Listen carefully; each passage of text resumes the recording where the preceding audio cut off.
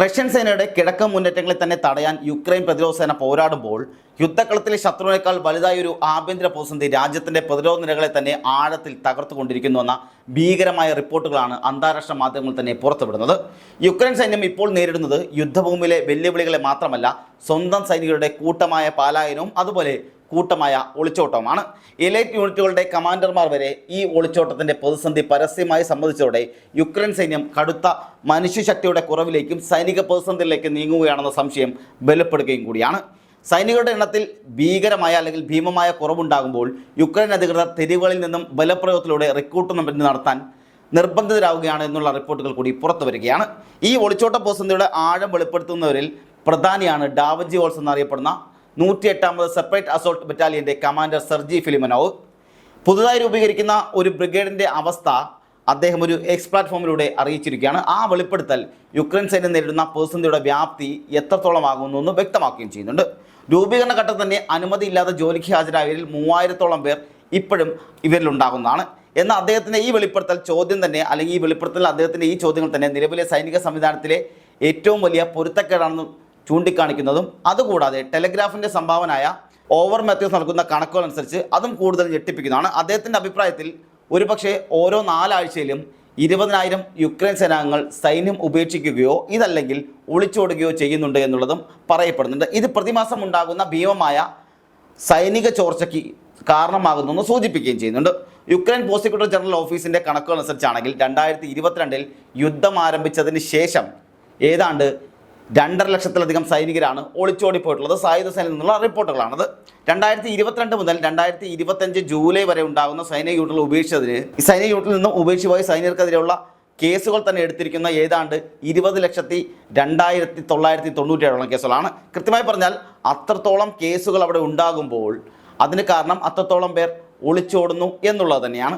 15,564 പേർക്കെതിരെ ഔദ്യോഗികമായി കുറ്റം ചുമത്തുകയും ചെയ്തിട്ടുണ്ട്. ഈ ഒളിച്ചോട്ടങ്ങളുടെ എണ്ണം ഓരോ വർഷവും കുതിച്ചുയരുകയാണ്. 2022 ഏകദേശം 10,400 ഒളിച്ചോട്ടങ്ങൾ റിപ്പോർട്ട് ചെയ്യപ്പെട്ട സംസ്ഥാനത്ത് 2023 അത് 25,558ആയും 2024 91,140ആയും വർദ്ധിക്കുകയും ചെയ്തു. അങ്ങനെ 2021 ആദ്യ 7 മാസങ്ങളിൽ മാത്രം ഈ സംഖ്യ 1,20,900 ഉയരുകയും ചെയ്തു. അതായത് 2022 പ്രതിദിനം ഏകദേശം 29 സൈനികർ ഒളിച്ചോടിയെങ്കിൽ 2025 ആദ്യ പകുതിയിൽ ഇത് പ്രതിദിനം 576 സൈനികർ ഞെട്ടിക്കുന്ന നിരക്കിലേക്ക് എത്തിയിരിക്കുന്നു എന്നുള്ളതാണ് യാഥാർത്ഥ്യം.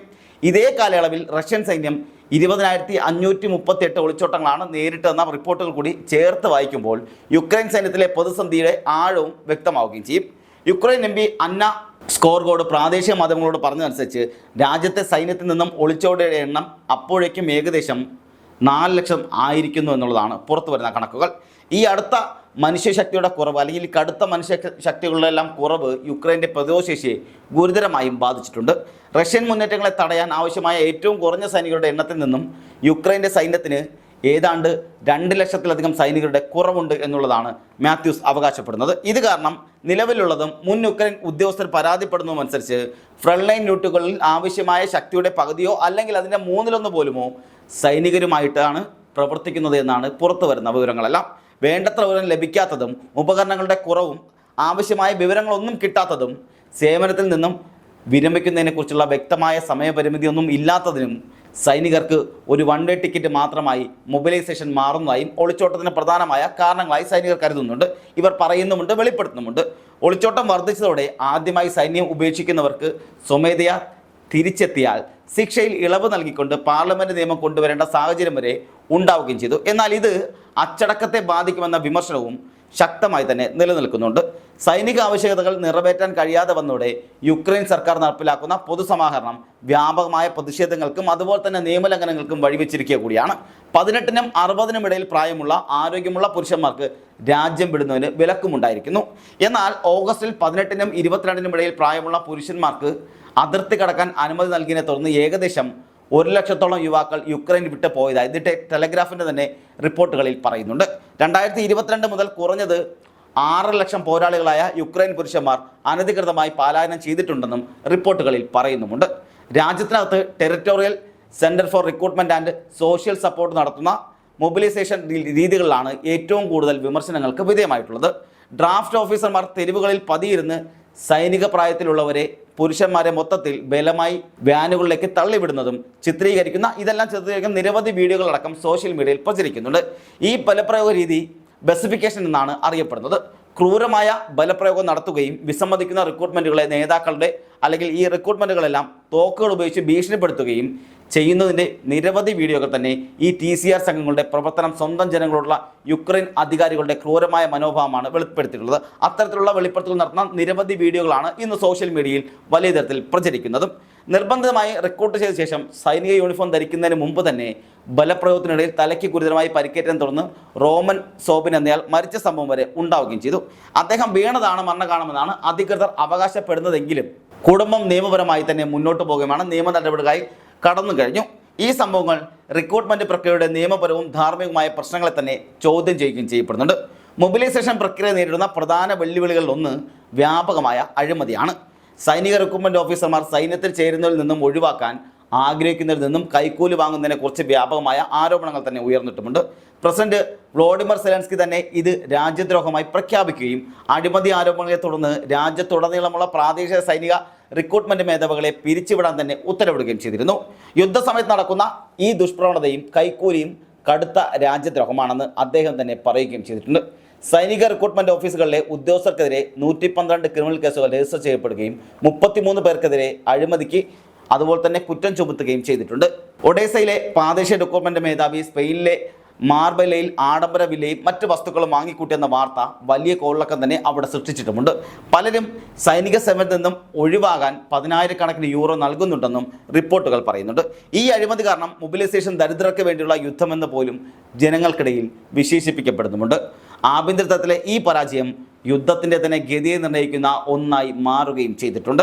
റഷ്യൻ സേനയിൽ നിന്നുള്ള ബാഹ്യമായ വെല്ലുവിളികൾക്കാൾ വലുതായി യുക്രൈൻ ഇപ്പോൾ സ്വന്തം ജനങ്ങളുടെ എതിർപ്പിനെയും സൈനികരുടെ നിസ്സഹരണത്തെയുമാണ് നേരിടുന്നത്. സൈനികരുടെ വൻതോതിലുള്ള ഈ ഒളിച്ചോട്ടവും മൊബിലൈസേഷനിലെ ക്രൂരമായ ബസിഫിക്കേഷൻ രീതികളും സർക്കാരിലുള്ള ജനങ്ങളുടെ വിശ്വാസത്തെ തന്നെ ബാധിച്ചിരിക്കുന്നുവെന്ന് മാത്രമല്ല രാജ്യത്തിൻ്റെ പ്രതിരോധശേഷിയും തകർക്കുകയും ചെയ്യുകയാണ്. ഫ്രണ്ട് ലൈനുകളിലെ സൈനിക കുറവ് യുക്രൈനിലെ പ്രതിരോധശേഷി കുറയ്ക്കുന്നതിനൊപ്പം തന്നെ റഷ്യൻ വിവരങ്ങൾ എളുപ്പമായും അല്ലെങ്കിൽ റഷ്യൻ്റെ വിജയങ്ങളെല്ലാം എളുപ്പമാക്കുന്ന രീതിയിലേക്ക് കാര്യങ്ങൾ മാറിമറിയുന്നു എന്നുള്ളതും യാഥാർത്ഥ്യമായ കാര്യമാണ്. ഈ ആഭ്യന്തര പ്രതിസന്ധിക്ക് ഫലപ്രദമായ പരിഹാരം കാണാൻ യുക്രൈൻ നേതൃത്വത്തിന് കഴിയുന്നില്ലെങ്കിൽ യുദ്ധത്തിൻ്റെ അന്തിമ ഫലം സ്വന്തം സൈനികരുടെയും ജനങ്ങളുടെയും നിസ്സഹകരണത്തിലൂടെ തീരുമാനിക്കപ്പെട്ടേക്കാമെന്ന ഗൗരവമായ മുന്നറിയിപ്പാണ് രാഷ്ട്രീയ നിരീക്ഷകർ തന്നെ നൽകിക്കൊണ്ടിരിക്കുന്നത്. 2023 27% യുദ്ധം അവസാനിപ്പിക്കാനുള്ള ചർച്ചകളെ പിന്തുണയ്ക്കുന്നവരുടെ എണ്ണം 2025 അത് 69% ഉയർന്നു വന്ന കണക്കുകളും പുറത്തു വരുന്നുണ്ട്. യുക്രൈൻ ജനതയുടെ മാനസികാവസ്ഥയിൽ വന്ന മാറ്റത്തെയാണ് സൂചിപ്പിക്കുന്നത്. കാരണം അവിടങ്ങളിൽ 20-60 വയസ്സിനിടയ്ക്കുള്ള ആൾക്കാരെല്ലാം പിടിച്ചുകൊണ്ടുപോയി യുദ്ധത്തിലേക്ക് കൊണ്ടുവിടുന്ന തള്ളിവിടുന്ന സാഹചര്യമാണ് ഇന്ന് അവിടെ നിലനിൽക്കുന്നത്. അവിടെ പലരും പലായനം ചെയ്യുകയും ഏതാണ്ട് 25 ലക്ഷം അല്ലെങ്കിൽ 2.5 ലക്ഷത്തോളം ആൾക്കാർ നാട് വിട്ടു പോകുന്ന ചെറുപ്പക്കാർ 20-22 വയസ്സിനിടയിലുള്ള 2.5 ലക്ഷത്തോളം ചെറുപ്പക്കാർ തന്നെ നാട് വിട്ടു പോകുന്ന പലായനം ചെയ്യുന്ന അവസ്ഥയിലേക്ക് ഇന്ന് രാജ്യം മാറിയിരിക്കുന്നു എന്നുള്ളതും ഒരുപക്ഷെ ഞെട്ടിക്കുന്ന കാര്യമാണ്. അവിടെ യുവാക്കളെയെല്ലാം ഏത് വിധേനയും പിടിച്ചുകൊണ്ടുപോയി സൈന്യത്തിൽ ചേർക്കുകയും യുദ്ധത്തിലേക്ക് തള്ളിവിടുകയും ചെയ്യുന്ന ഈ പ്രവണത അവിടെ നാട്ടുകാർക്കിടയിൽ തന്നെ വലിയ പ്രതിഷേധത്തിന് വഴിവെച്ചിട്ടുണ്ട്. അതുകൂടാതെ തന്നെ ഇപ്പം നടക്കുന്ന റഷ്യ-യുക്രൈൻ യുദ്ധത്തിൽ റഷ്യയുടെ വിജയം ഏതാണ്ട് അടുക്കലേക്ക് എത്തിക്കുന്നതിനുള്ള പ്രധാന കാരണവും ഇവിടുത്തെ യുക്രൈനിലെ ജനങ്ങളുടെ ഈ ഭീഷണി തന്നെയാണ്. കാരണം അവിടുത്തെ ജനങ്ങളെ അത്രത്തോളം ദ്രോഹിച്ചും ജനങ്ങളെ അത്രത്തോളം കഷ്ടപ്പെടുത്തിയുമാണ് അവിടെ യുദ്ധത്തിലേക്ക് ജനങ്ങളെ റിക്രൂട്ട് ചെയ്തുകൊണ്ടിരിക്കുന്നത്.